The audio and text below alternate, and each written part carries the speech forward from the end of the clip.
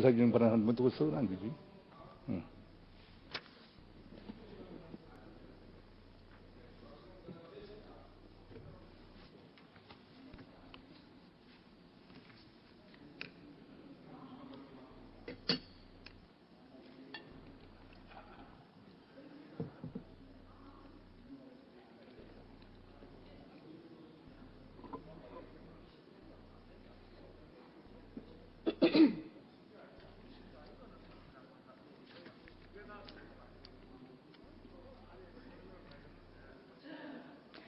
존경하는 국회 부의장님, 선배 동료 의원 여러분, 국무위원 여러분, 그리고 사랑하는 국민 여러분, 한나라당의 진수희 의원입니다.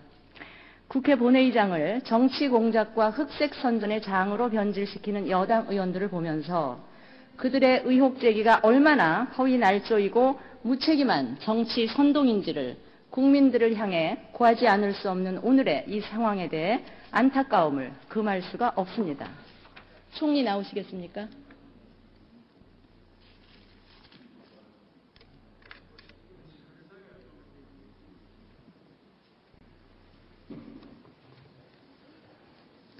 (2002년에) 김대엽 씨를 기억하시죠? 네, 알고 있습니다. 제2의 김대엽이 결코 나와서는 안 되겠죠. 그건 불행한 일이겠죠.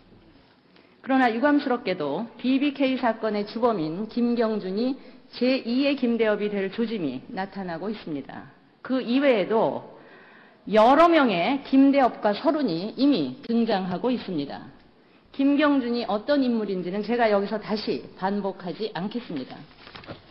국내에 송환되면 귀국 즉시 검찰에 체포되고 중형을 면치 못할 것이 분명하기 때문에 미국에서 송환 연기 재판을 해오던 김경준이 갑자기 항소를 포기하고 귀국한다고 합니다. 상식적으로 도무지 이해가 되지 않는 대목입니다. 정동영 후보의 최측근 의원이 지난 여름 미국 LA에 가서 김경준과 접촉했다라는 것은 이미 정치권에서는 공공연한 비밀입니다. 또 한 의원은 실제 자신이 사람을 사서 김경준 측과 접촉했다는 사실을 직접 본 의원 앞에서 실토한 바도 있습니다. 자, 이것이 미주 한인 언론지인 썬데이 저널의 11월 2일자 보도입니다. 보시면 김경준의 조기 송환 수문공신 박영선 의원, 이명박 저격수 박영선 의원, 김경준 송환을 둘러싼 마쿠 역할론 솔솔, 누군가 LA에서 무서운 음모를 꾸미고 있다라는 보도가 한인사회에서 큰 논쟁을 일으키고 있다. 자, 내용인즉슨 김경준의 누나인 에리카 킴이 압류된 재산 3천만 불에 대해 한국의 현 정권의 협조를 받기 위해 동생의 송환에 정동영 후보 측과 딜을 했을 가능성이 크다라고 보도를 하고 있습니다. 또한 돈독한 관계인 정동영 후보와 박영선 의원이 LA 특파원 시절 심어놓은 인맥과 취재원을 활용해서 이러한 음모를 꾸미고 있다라고 보도를 하고 있습니다. 자, 총리, 이쯤 되면 기획 입국과 정치 공작을 의심하기에 충분하지 않습니까? 그 모든 것은 구체적인 확인을 요하는 사안이기 때문에 제가 어떤 결론을 내리기는 어렵다고 생각합니다. 네, 그렇게 말씀하실 줄 알았습니다. 자, 지난 국정감사에서 본 의원은 국민들께 진실을 알려드리기 위해서 여당 의원들이 제기하는 모든 정치 공작성 의혹들이 근거 없다는 점을 충분히 설명해드린 바가 있습니다. 그런데 도대체 여당 의원들은 머리가 나쁜 건지 귀가 어두운 건지 알 수가 없습니다. 자, 다시 한번 말씀을 드리겠습니다. 소위 BBK 사건의 전말은 아주 간단합니다. 김경준이라는 위조 전문 사기범이 화려한 경력을 내세워 이명박 후보와 동업을 하게 되고 그 과정에서 김경준의 불법 행위가 들통이 나자 이명박 후보가 30억의 투자금 손실을 감수하고서 과감하게 결별을 선언해서 김경준의 사기 행각이 더 커지지 못하게 된 것입니다. 김경준은 이명박 후보와 별개로 BBK라는 회사와 마프라는 펀드를 설립해서 끌어모은 자금으로 주가 조작에 나서는 등 사기 행각을 벌이게 됩니다. 이명박 후보는 단지 김경준과 LK이뱅크라는 회사의 공동대표라는 점, 김경준의 권유에 따라 마프에 투자를 했던 것이 전부입니다. 그런데 김경준이 이처럼 이 LKE뱅크를 포함 다수의 투자자들로부터 끌어모은 돈을 가지고 이명박 후보와 결별한 후에 새로이 옵셔널 벤처스를 만들어서 주가를 조작하고 공금을 횡령한 것입니다. 이것이 사건의 전말입니다. 전혀 복잡할 것이 없는 사건을 여당 의원들이 이명박 후보와 억지로 엮으려고 하는 과정에서 복잡해져 버린 그런 사건입니다. 또 여당에서는 자꾸 횡령금이 이명박 후보에게 흘러가고 있는 것처럼 말도 안 되는 얘기를 하고 있는데 더 이상 국민을 속이지 마십시오. 김경준의 재산 몰수 사건을 담당한 FBI의 이 카메론 그 수사관의 보고서가 이겁니다. 이 보고서를 보면 김경준으로부터 동결된 재산은 스위스 비밀 계좌를 비롯해서 300만 불 이상을 호가하는 베벌리 힐즈의 대저택 2개, 벤츠 CL500, 페라리 550 등 최고급형 세단, 자동차, 그리고 최고급 가구 등 그 가치가 알려진 것만도 300억 원에 육박하고 있습니다. 즉, 횡령금은 모두 김경준이 자신의 사치 행각에 사용한 것입니다. 또 미국의 송환재판 판결문에서는 김경준의 지시하에 계좌들이 개설이 되고 김경준의 지시로 주가 조작이 이루어졌다는 것이 분명히 드러나고 있습니다. 자, 우리 존경하는 이 정봉주 의원께서는 금감원 조사가 부실했다고 계속 주장을 하는데 금감원 조사 시에 김경준의 진술에만 의존한 것이 아니라 모든 것을 직접 조사한 후에 확인서를 받았다고 윤증현 전 금감위원장이 직접 진술한 바 있습니다. 또한 검찰의 이를 이첩해서 이루어진 조사에서도 김경준 이외에는 이명박 후보의 이응자도 등장하지 않는다고 당시 수사를 담당했던 서울지검의 김인원 검사가 밝힌 바 있습니다. 또한 지난 6월의 대정부 질문에서 김성호 전 법무부 장관은 옵셔널 벤처스의 주가 조작 사건과 이명박 후보가 관계가 있다는 증거나 자료는 없다라고 분명히 답한 바 있습니다. 자, 총리는 행정각부를 통할하는 행정부의 2인자로서 정부 소속의 각 기관들이 조사하고 검사하고 그래서 내린 판단과 결정에 어떠한 외압이 개입되었거나 특혜가 있다고 생각을 하십니까? 나름대로 조사를 해서 결론을 내린 사안이라면 그 문제에 대해서는 그러한 외압에 의해서 됐다고 생각하지는 않습니다. 예, 좋습니다. 거기까지 말씀하십시오. 지금 이 문제는 검찰에서 다시 수사를 재개해서 하겠다는 생각을 가지고 있기 때문에 그러한 그 내용이 확정될 때까지 단언을 하기는 좀 어렵다. 그러나 이미 조사된 금감원의 검사와 검찰의 조사 내용, 아까 말씀하신 대로 이미 수사를 해서 내린 결론에 대해서는 확실하다는 말씀을 하셨지 않습니까? 조사를 해서 내린 그 사안에 대해서는 저는 그렇습니다. 신빙성이 있다고 생각합니다. 이미 수사된 사항입니다. 그 사항은. 자, 어제와 오늘 대정부 질문을 통해서 서해석 의원, 정봉주 의원, 박영선 의원이 말씀하신 부분에 대해서 제가 모두 정정을 해드리겠습니다. 서해석 의원과 정봉주 의원은 옵셔널 벤처스가 54억 원을 LKE뱅크의 증권 계좌, 즉 동원증권 계좌로 입금했다라고 주장을 하면서 이 동원증권 계좌의 마지막 거래일인 2004년 12월 22일이다.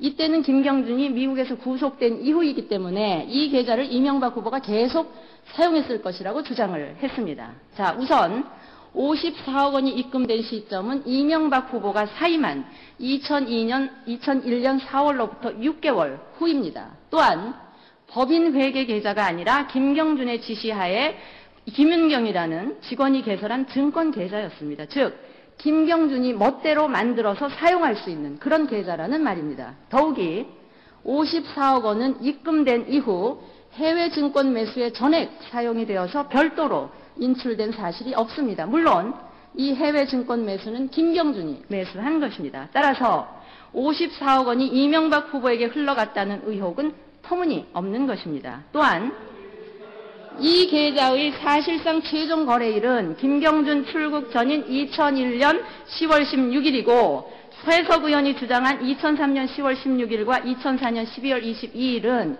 각각 예탁금 이용료가 자동적으로 입금되고 증권사가 회계상의 편의를 위해서 종목을 변경하는 것이지 실제 거래가 이루어진 것은 아닙니다. 자, 부총리 나오시죠.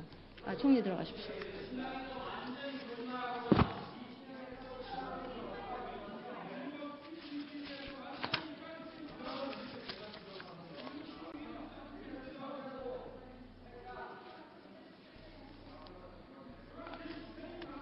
자, 오늘 오전 질문에서 박영선 의원은 이뱅크 증권중개 허가와 관련해서 4개월이 걸렸다, 특혜다라고 주장을 하는데 이는 본 허가와 예비 허가의 개념도 제대로 파악하지 못한 것입니다. 박영선 의원이 언급한 증권거래법 제30조는 본 허가에 관련된 규정입니다. 이뱅크 증권중개는 당시 예비 허가의 단계였고 예비 허가에 관련한 기간 규정은 없습니다. 똑바로 알고 의혹을 제기하십시오. 그리고 부총리께서도 이러한 법적 규정 모르세요? 왜 아까 제대로 답변을 못하는 겁니까? 아까 제가 말씀을 드렸습니다. 답변을 제대로 못하셨죠. 정확하게 못하셨죠. 들어가세요. 아, 잠깐만 기다리십시오. 물어볼 게 있습니다. 네. 자, 또 정봉주 의원은 주가 조작 및 공금 횡령을 주도한 BBK를 이명박 후보의 LK이뱅크가 지배하고 있다라고 하면서 한 시중은행의 내부 품위서에 기술된 정체불명의 문서를 그 근거로 내세우고 있습니다. 자, 한번 물어볼게요, 부총리. 이 서류가 은행에서, 아까 이제 하나은행이라고 이야기를 하셨죠. 은행에서 내부 검토 자료로 만들어진 내부 품위서입니다. 여기는 문서 번호도 없어요. 그리고 이 보고서는 외부 감사법에 따라서 외부의 감사, 회계 법인이 작성해서 금감원에 제출한 감사 보고서입니다. BBK 회사에 대한 감사 보고서입니다. 자, 이 하나은행의 내부 품위서와 이 금감원에 제출된 이 감사 보고서와 이 둘 중에 어느 자료가 더 공신력이 있다고 생각을 하십니까? 제가 판단할 성질의 내용이 아닌 것 같습니다.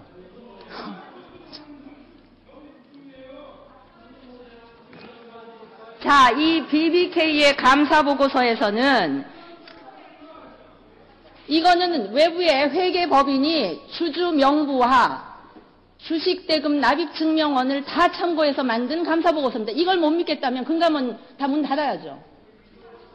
자, BBK의 감사 보고서에는 이명박의 LK이뱅크가 김경준의 BBK의 주주라는 내용은 전혀 찾아볼 수가 없습니다. 즉 외부 감사인인 회계법인이 주식대금 납입증명원과 주주 명부를 가지고 투명하게 확인한 감사 보고서상에 LK이뱅크와 BBK는 무관하다라고 증명을 하고 있는 것입니다. 이렇게 공신력 있는 자료는 무시하고 문서 번호도 없고 부침 자료도 바꾸는 등 짜깁기한 의혹이 다분한 정체불명의 문서를 가지고 의혹을 제기하는 게 과연 옳다고 생각하십니까? 개별 사안에 대해서는 저희가 판단할 근거가 없습니다. 들어가십시오. 네. 자, 또한 박영선 의원은 주가 조작 및 공금 횡령에 동원한 마프라는 펀드를 이명박 후보가 실질적으로 지배했다라고 하면서 순환 출자 의혹까지 제기를 합니다. LK이뱅크가 마프에 1250만 불가량의 전환사채를 매입했다고 주장을 하면서 그 근거로 김백준 감사가 미국 법원에 제출한 소장을 제시를 합니다. 그런데 이상한 것이 이 소장에는 그 어디에도 LK이뱅크가 마프에 1250만 불 상당의 전환사채를 매입했다는 내용 없습니다. 도대체 소장에 어디에 그 내용이 있는지 알려달라고 제가 여러 차례 요구를 했음에도 불구하고 오늘도 박영선 의원은 소장에 있다고만 하고 얼버무리고 있습니다. 오늘 제시한 1050만 불이라는 수치 역시 소장 내용을 잘못 이해를 하고 있습니다. 도대체 영어를 못하는 겁니까? 산수를 못하는 겁니까? 이거를 제대로 밝히지 못한다면 아까 제가 기획입국 이야기를 했지만 박영선 의원이 결국은 김경준으로부터 입수한 자료가 그 출처라고 생각할 수밖에 없습니다. 그리고 설사 박 의원 주장대로 150억 원의 전환사채를 매입했다 하더라도 자본금 1200억 원이나 되는 마프 펀드를 150억 원의 전환사채만으로 지배한다라는 주장은 상식 밖의 발상입니다. 어거지도 이런 어거지가 없습니다. 또, 금감원 조사에 따르면 계좌를 개설한 이도 김경준이고 주문을 넣도록 지시한 이도 김경준이고 입출금을 지시한 이도 김경준으로서 IP 추적 결과도 김경준이 근무하는 것으로 나왔습니다. 김경준이 주범임이 명백히 밝혀졌습니다.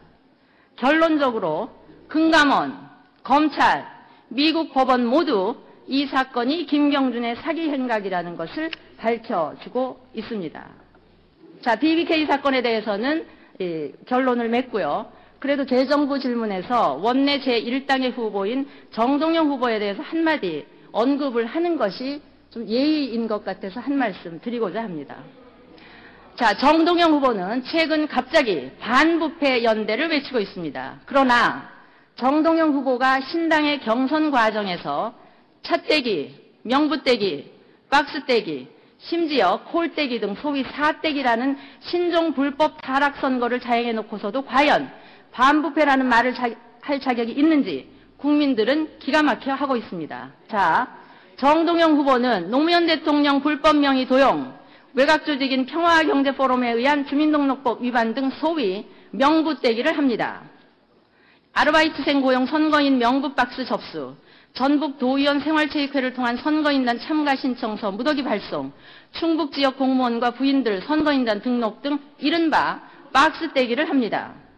또 부산 금곡동 산업인력공단 차량동원 계획 모임 적발 과정에서 같은 당 의원을 폭행한 사건 등 차떼기를 넘어서 불법 콜센터 운영, 모바일 신청 불법 명함 배포 등